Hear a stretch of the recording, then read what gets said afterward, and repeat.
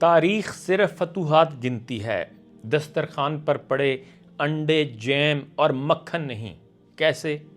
ابھی اس پر بات کرتے ہیں، پہلے یہ واقعہ سن لیں جو ایک امریکی صحافی نے لکھا تھا۔ یہ 1973 کی بات ہے، عربوں اور اسرائیل کے درمیان جنگ چھڑی ہوئی تھی۔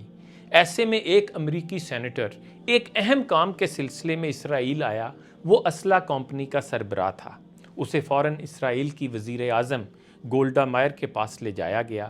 گولڈا مائر نے ایک گھریلو عورت کی مانند سینیٹر کا استقبال کیا اور اسے اپنے چھوٹے سے گھر کے کچن میں لے گئیں۔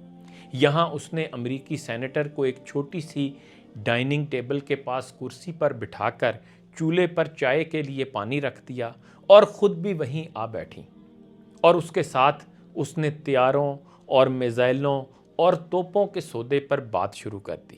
ابھی بھاؤ تاؤ جاری تھا کہ اسے چائے پکنے کی خوشبو آئی۔ وہ خاموشی سے اٹھی اور چائے 2 پیالیوں میں انڈیلی، ایک پیالی سینیٹر کے سامنے رکھ دی اور دوسری گیٹ پر کھڑے امریکی گارڈ کو تھما دی۔ پھر دوبارہ میز پر آ بیٹھی اور امریکی سینیٹر سے محو کلام ہو گئی۔ چند لمحوں کی گفت و شنید اور بھاؤ تاؤ کے بعد شرائط طے پا گئیں۔ اس دوران گولڈا مائر اٹھیں، پیالیاں سمیٹیں اور انہیں دھو کر واپس سینیٹر کی طرف پلٹیں اور بولیں، مجھے یہ سودا منظور ہے، آپ تحریری معاہدے کے لیے اپنا سیکرٹری میرے سیکرٹری کے پاس بھجوا دیجئے۔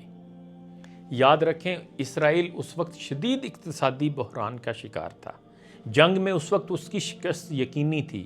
حالات اس حد تک اسرائیل کے خلاف تھے کہ امریکہ تک نے اسرائیل سے منہ موڑ لیا تھا، مگر سادہ سے طرز زندگی کی حامل گولڈا مائر نے اس جنگ کو جیتنے کی خاطر اسرائیل کی تاریخ میں اسلحے کی خریداری کا اتنا بڑا سودا کر ڈالا۔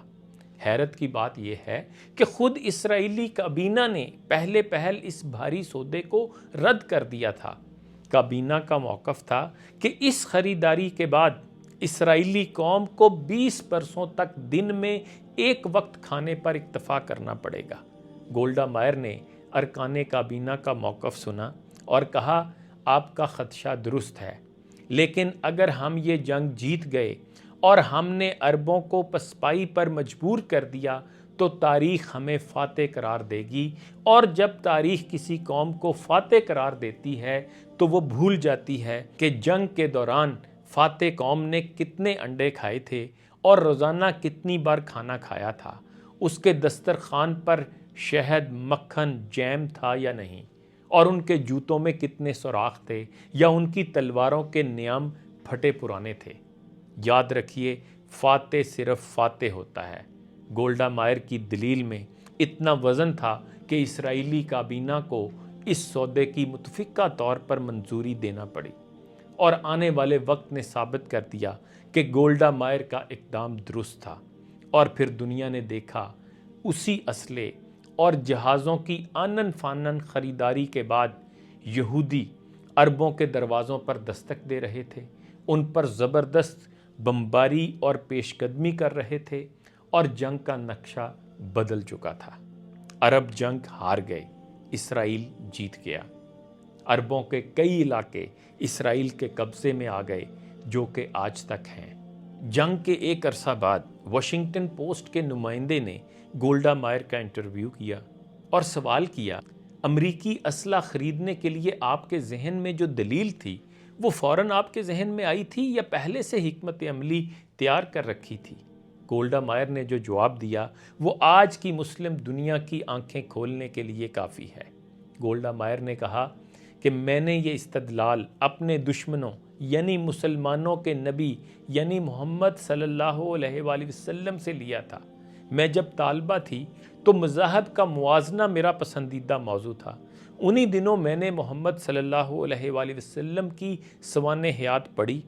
اس کتاب میں مصنف نے ایک جگہ لکھا تھا کہ جب محمد صلی اللہ علیہ وآلہ وسلم کا وصال ہوا تو ان کے گھر میں اتنی رقم نہیں تھی کہ چراغ جلانے کے لیے تیل خریدا جا سکے، لہذا ان کی اہلیہ یعنی حضرت عائشہ نے ان کی زرع بختر رہن رکھ کر تیل خریدا۔